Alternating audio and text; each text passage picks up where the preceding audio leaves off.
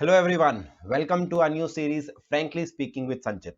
जैसे कि मैंने आपको बताया था, इस वीडियो सीरीज में हम क्या करने वाले हैं, हम सीए से रिलेटेड अलग अलग टॉपिक्स पे डिटेल डिस्कशन करने वाले हैं।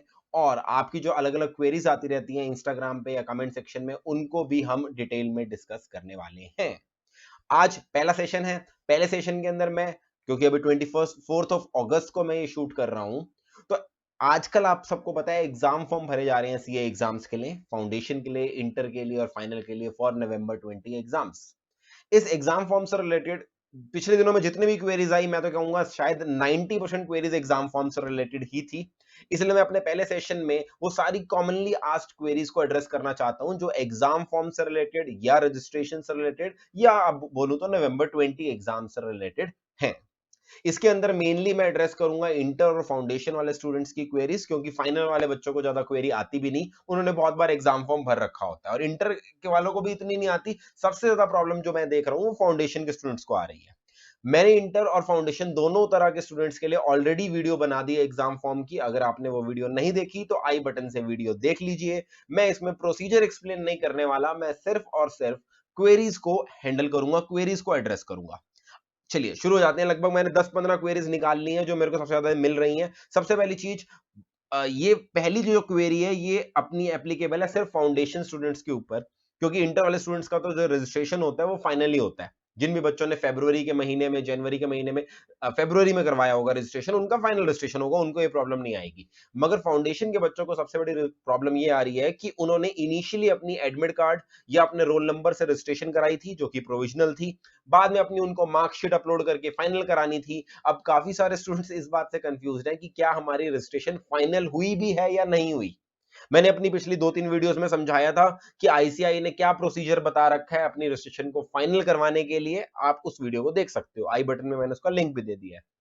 अब कैसे चेक करें, उसके लिए आप जाओगे self service portal, SSP portal में जाओगे। और एसएसपी पोर्टल के अंदर आप जैसे ही जाओगे, यहां पर आपको प्रोविजनल रजिस्ट्रेशन में वाई या एन दिख रहा होगा। अगर एन आ रहा है, इसका मतलब आपकी रजिस्ट्रेशन प्रोविजनल नहीं है, वो फाइनल हो चुकी है। इन अदर वर्ड्स, आपने जो भी मार्कशीट अपलोड करी थी, चाहे वो अटेस्टेड थी, चाहे वो डिजी लॉकर वाली थी, चाहे वो फाइनल थी, वो एक्सेप्ट हो चुकी है और अब आपकी रजिस्ट्रेशन फाइनल रजिस्ट्रेशन हो गई है। साथ साथ आपको कोर्स कंफर्मेशन डेट दिखेगी। ये टिपिकली वो डेट होती है जिस डेट वाले दिन आपकी मार्कशीट एक्सेप्ट हुई है, तो आपको पता लग जाएगा कितने दिन पहले आपकी मार्कशीट एक्सेप्ट हो गई थी। अब ये चीज तो मैंने ऑलरेडी अपनी एक वीडियो में बताई थी। डाउट बच्चों को ये आ रहा है कि कुछ बच्चे इसके बाद यहां पर जो 12th की मार्कशीट होती है, वहां पर इस डाउनलोड बटन को प्रेस करने की कोशिश कर रहे हैं, ये सोच के कि हमारी मार्कशीट वहां पर दिख रही होगी। मगर जैसे ही वो डाउनलोड बटन को प्रेस करते हैं, इस तरह का एरर मैसेज आता है, फाइल इज नॉट अपलोडेड।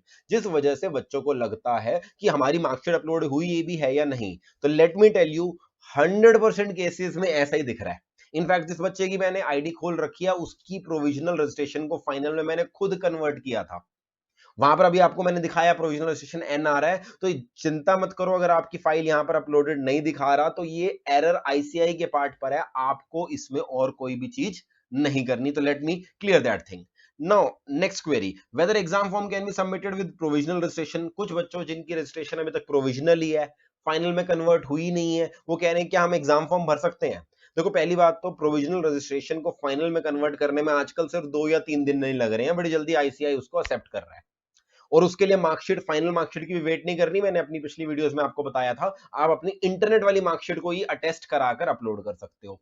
फिर भी अगर किसी प्रॉब्लम की वजह से प्रोविजनल रजिस्ट्रेशन फाइनल में कन्वर्ट नहीं हुई, अभी भी वहां पर यस लिखा आ रहा है, तो मैंने खुद ट्राई किया है, एग्जाम फॉर्म फिर भी भरा जा रहा है।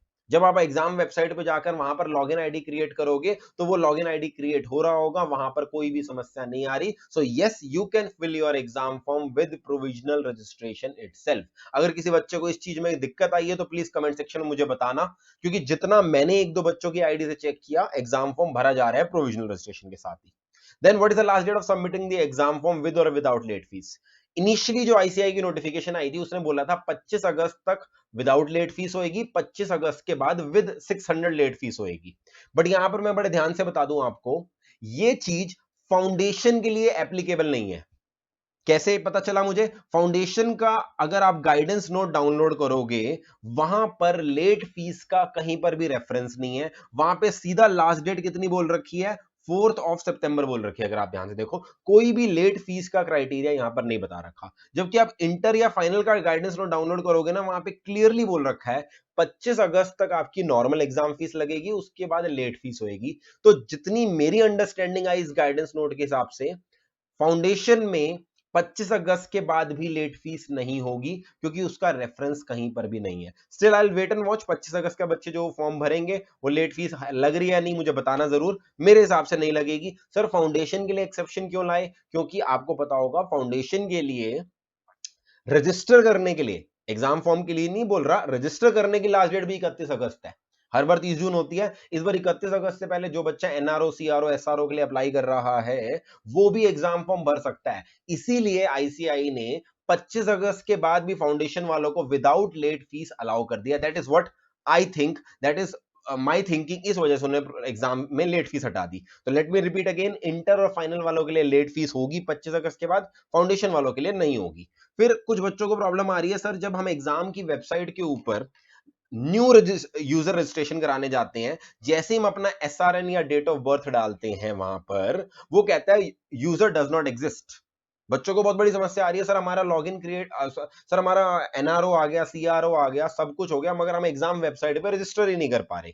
तो इस क्वेरी का जवाब अगर आपने ध्यान दिया होता तो एग्जाम वेबसाइट के ऊपर ही दे रखा है। जब आप एग्जाम वेबसाइट खोलोगे, यहां पर क्लियरली इस क्वेरी का जवाब दे रखा है, while registering as new user I am getting the message registration number and date of birth does not match, what should I do. और इसका जवाब उन्होंने क्लियरली दे रखा है। एक बार मैं उनका जवाब पढ़ के दिखाता हूं आपको। जवाब क्या है? उन्होंने बोला sometimes the data does not get validated but still registration process allows you submitting the form. In case you are sure of your eligibility, please apply with the particulars you have and create a provisional login. Simple भाषा में ICI कह रहा है, अगर आपका SR number डाल रहे हो, डेट ऑफ बर्थ मैच नहीं हो रहा, सिस्टम कह रहा है कि दिस डज नॉट मैच, तो डरो मत, आप प्रोविजनल लॉगिन आईडी क्रिएट कर दो एग्जाम वेबसाइट पे, प्रोविजनल के हिसाब से अपना एग्जाम फॉर्म भर दो, और बाद में हमें एग्जाम फॉर्म की एक अटेस्टेड कॉपी अपने रजिस्ट्रेशन फॉर्म, रजिस्ट्रेशन सर्टिफिकेट जो आपको आया होता है मेल पर और एसएमएस आया होता है, उसके साथ आप हमें भेज दो। हम बैकएंड में अपनी प्रॉब्लम को रेक्टिफाई कर देंगे। प्रैक्टिकली समझाता हूं इसको, एक बार ढंग से समझ में आएगा कि प्रॉब्लम किस तरह की आ रही है। मान लो ये एग्जाम वेबसाइट है, मैं यहां पर लॉगिन में जाकर न्यू यूजर रजिस्ट्रेशन में जाता हूं। जैसे ही न्यू यूजर रजिस्ट्रेशन में जाते हैं, टिपिकली मान लो मैंने लेट से फाउंडेशन सेलेक्ट कर लिया, रजिस्ट्रेशन नंबर मैं कोई भी रैंडमली डाल रहा हूं ऑब्वियसली, ताकि रजिस्ट्रेशन नंबर ये डिटेक्ट ना कर पाए। रजिस्ट्रेशन नंबर डाल दिया मैंने 90675543, रैंडमली कोई भी डाल दिया, और डेट ऑफ बर्थ भी मैंने कोई सेलेक्ट कर ली। ठीक है। अब कुछ बच्चे जब अपनी डेट ऑफ बर्थ और एनआरओ नंबर सही डाल रहे हैं, तो उनको सबसे ज्यादा प्रॉब्लम ये आ रही है कि सीधा यहां पर लिखा जाता है your NRO, your registration number and date of birth does not match, जबकि उन्होंने डिटेल सही डाली होती है। तो उस केस में ये दिक्कत आईसीआई के पॉइंट ऑफ व्यू से है कि उन्होंने एसएसपी पोर्टल का डेटा और एग्जाम वेबसाइट की डेटा को इंटीग्रेट नहीं किया ढंग से। आईसी एक्सेप्ट कर रहा है, शायद हो सकता है हमारे एंड पे दिक्कत हो। तो आपको इस केस में क्या करना है, अगर आपको अपना NRO, SRO, CRO number sure है, डेट ऑफ बर्थ तो श्योर होगी ही, आप इस केस के अंदर प्रोविजन रजिस्टर में एज प्रोविजनल कैंडिडेट कर दो, यस कर दो इसके ऊपर। अभी प्रोविजनली आप अपना एनआरओ वगैरह डाल के, जो भी आपका एनआरओ है 90876553, जो भी मैंने एनआरओ डाल के आप अभी एग्जाम फॉर्म भर दो, आपका पूरा एग्जाम फॉर्म भर लिया जाएगा। उसके बाद वो एक बैकएंड पे अपने आप सिस्टम करेक्शन करेंगे कि क्यों ऐसा हो रहा है कि आप ऑटोमेटिकली डिटेक्ट नहीं हुआ था। वो आपकी दिक्कत नहीं है, आईसीआई कह रहा है वो हमारी दिक्कत है, हम मैच करेंगे।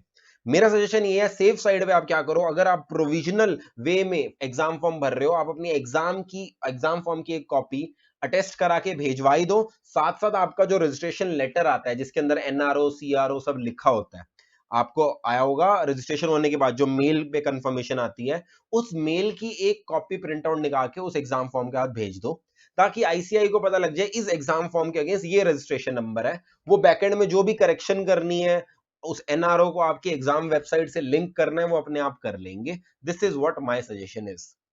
बहुत कम बच्चों को ये प्रॉब्लम आई होगी, मगर जिनको आई होगी उसका सोल्यूशन मैंने बता दिया। फिर next, who can sign the declaration form. Now it was quite clear, मैंने मल्टीपल टाइम्स अपनी वीडियोस में बताया था, कोई भी चार्टर्ड अकाउंटेंट, कोई भी गजेटेड ऑफिसर या कोई भी हेड ऑफ इंस्टीट्यूशन आपके डिक्लेरेशन फॉर्म को साइन कर सकता है। डिक्लेरेशन फॉर्म फाउंडेशन में होता है, सीए इंटर के अंदर डिक्लेरेशन फॉर्म इन जनरल नहीं होता। अगर आप फाउंडेशन रूट के थ्रू आए हो, कुछ डायरेक्ट एंट्री वाले केसेस के अंदर वहां पे सर्टिफिकेट ऑफ सर्विस देना होता है। तो मैं बात करूं डिक्लेरेशन फॉर्म की या सर्टिफिकेट ऑफ सर्विस, उसको अटेस्ट कराते समय सीए इन प्रैक्टिस भी हो सकता है, सीए विदाउट प्रैक्टिस यानी जॉब वाला भी हो सकता है। कई बार भी आईसीआई ने स्पेसिफाई नहीं किया, प्रैक्टिकली में हमने देखा है अगर आप without practice CA not in practice वाले भी साइन करवा लेते हो तो भी वहां पर काम चल जाता है, आईसीआई रिजेक्ट नहीं करता। सिर्फ मेंबरशिप नंबर लिखवा देना, जो भी सीए है वो मेंबरशिप नंबर अपना साइन के नीचे लिख ले, that is more than sufficient.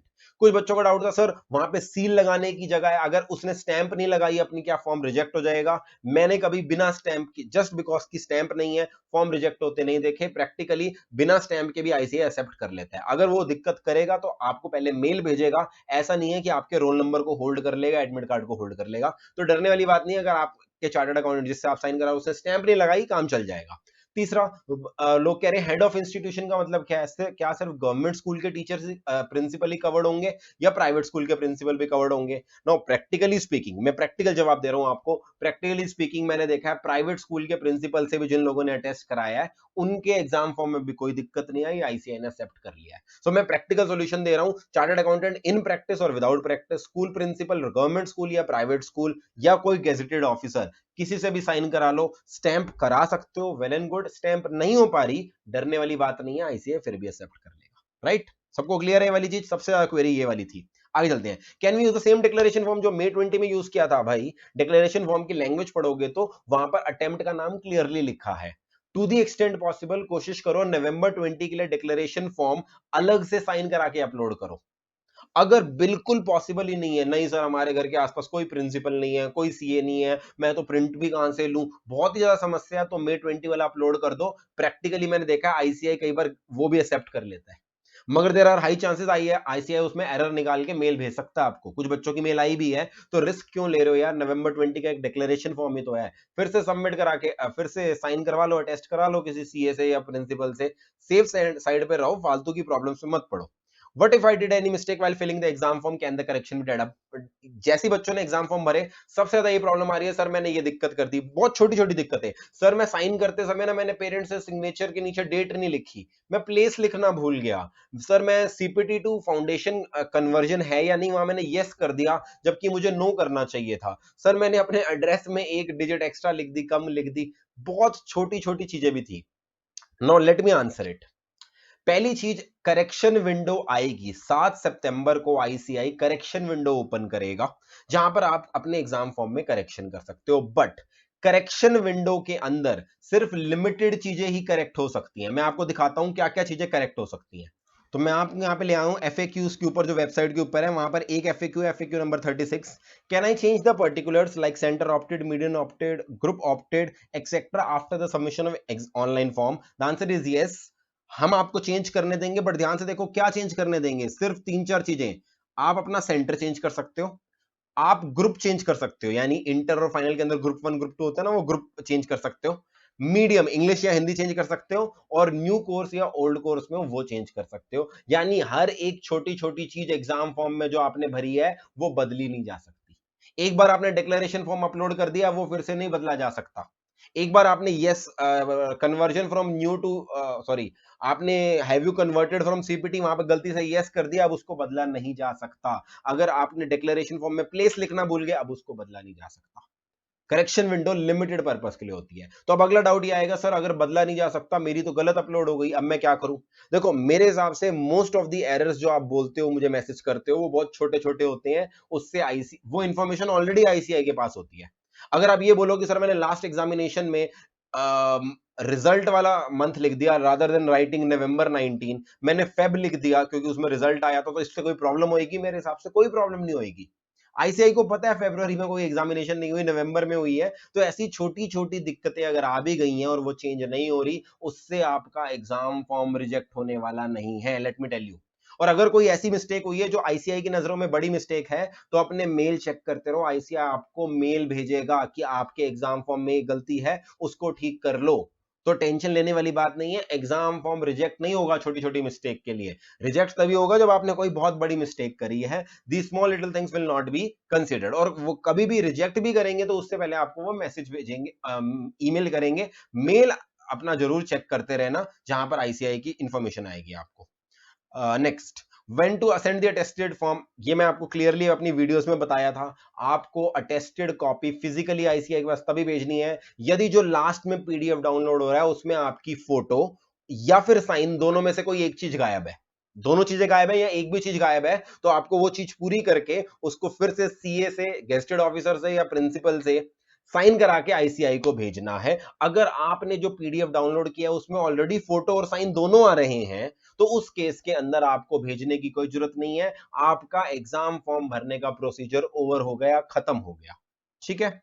अब बहुत सारे बच्चों की इस बार प्रॉब्लम आ ही रही है, फोटो नहीं आ रही है, साइन नहीं आ रहा तो उन्हें सेंड करना पड़ रहा है। अब सेंड कैसे करना है उसके अंदर डाउट आ रहे हैं। पहला डाउट, सर हमने डिक्लेरेशन फॉर्म किसी और बंदे से साइन कराया था, अब क्या एग्जाम फॉर्म किसी और से साइन करा सकते हैं या दोनों सेम लोग होने चाहिए? लेट से आपने डिक्लेरेशन फॉर्म संचित ग्रोवर से साइन कराया था, क्या आप एग्जाम फॉर्म भी संचित ग्रोवर से साइन कराने हैं, किसी भी चार्टर्ड अकाउंटेंट से करा सकते हैं?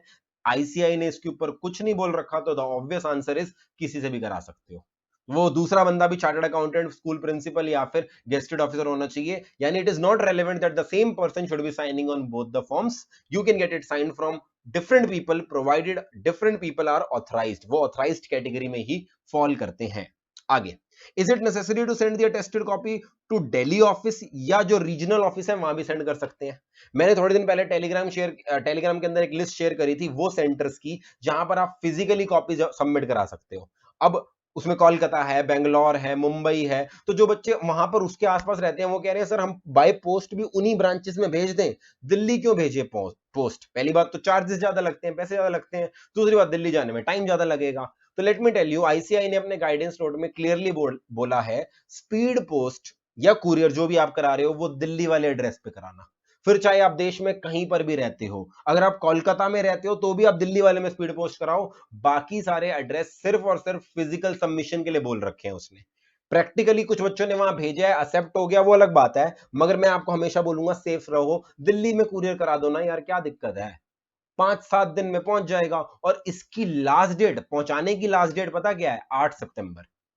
8 सितंबर तक आपको अपना फॉर्म आईसीआई तक भिजवाना है। तो कोई भी कुरियर कंपनी या स्पीड पोस्ट ऑफिस का आप यूज करोगे वो 4 या 5 दिन में दिल्ली डिलीवर कर देगा, मुझे नहीं लगता उसमें कोई दिक्कत आएगी। तो जो रीजनल ब्रांचेस जो मैंने शेयर करी थी टेलीग्राम में, that is only for physical submission. अगर आप फेस टू फेस जाके सबमिट करा रहे हो, कुरियर या स्पीड पोस्ट आप वहीं से ही करना, दिल्ली को ही भेजना।